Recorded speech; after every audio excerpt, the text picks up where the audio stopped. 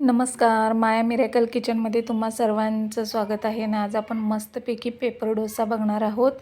तर हॉटेलसारखाच आपल्याला जर पेपर डोसा पाहिजे असेल तर या ट्रिक्सनुसार तुम्ही डोसे बनवा. तुमचे डोसे अजिबात फसणार नाहीत.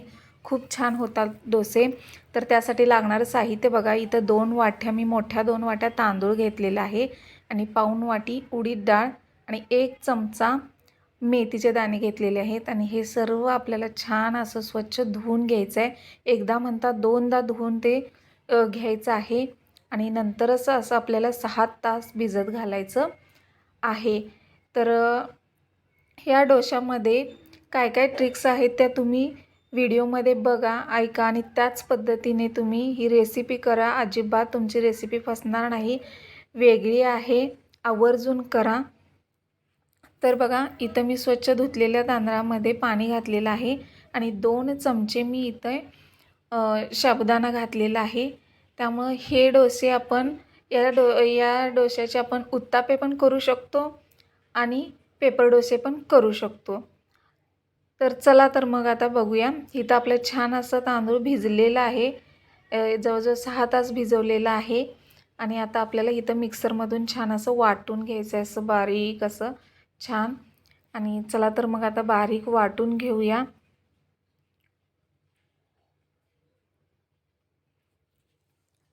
मेथीमुळे खूप छान असं चव येते, खमंगपणा येतो बघा.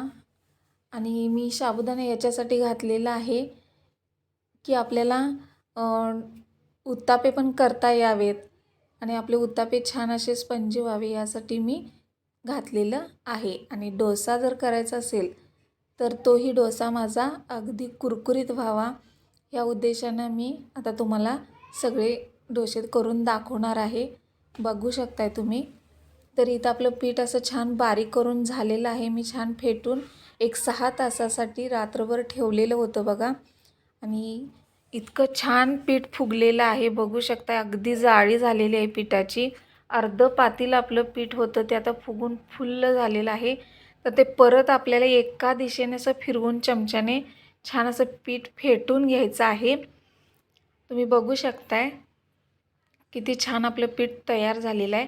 अशा पद्धतीनं आपल्याला पीठ तयार करायचं आहे. तर मी आता सर्वात प्रथम पेपर डोसे करणार आहे.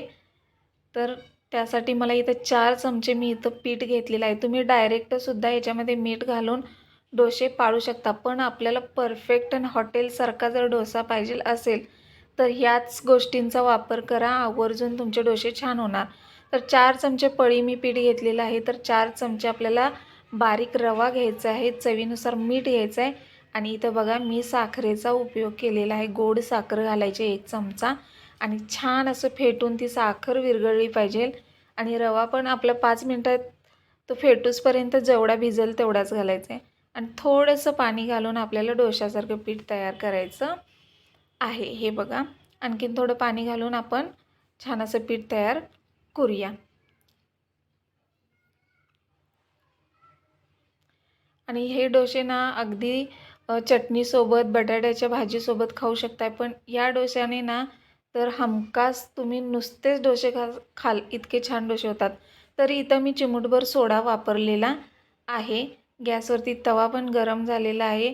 मिठाच्या पाण्याचा शिपका देऊन आपल्याला तवा पुसून घ्यायचा आहे आणि नंतर एक पळीवर पीठ सोडून, आंबवलेले पीठ सोडून आपल्याला डोसे पाडायचे आहेत. तर बघू शकता आपल्या डोश्याला छान अशी जाळी पडायला लागली आहे आणि वरून आपल्याला छान असं तेल लावून घ्यायचं आहे.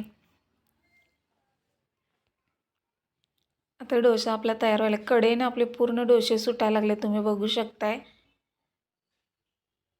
आणि ब्राऊन रंग पण आलेला आहे. आता डोसा आपला छान असा भाजला गेला आहे. बघू शकताय अगदी कुरकुरीत असा डोसा तयार झालेला आहे. तर परत एक मी डोसा दाखवते तुम्हाला. मी डोसे हे थोडेच दाखवायला लागले तुमच्यासाठी खास आणि बाकीचे डोसे आपण नंतर करायचे आहेत.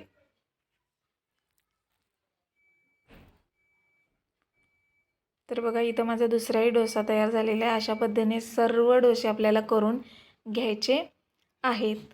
तर बघा, माझी रेसिपी कशी वाटली तुम्हाला. तर माझी रेसिपी कशी वाटली ते तुम्ही मला कमेंटमध्ये सांगा आणि आवर्जून व्हिडिओ बघा. धन्यवाद.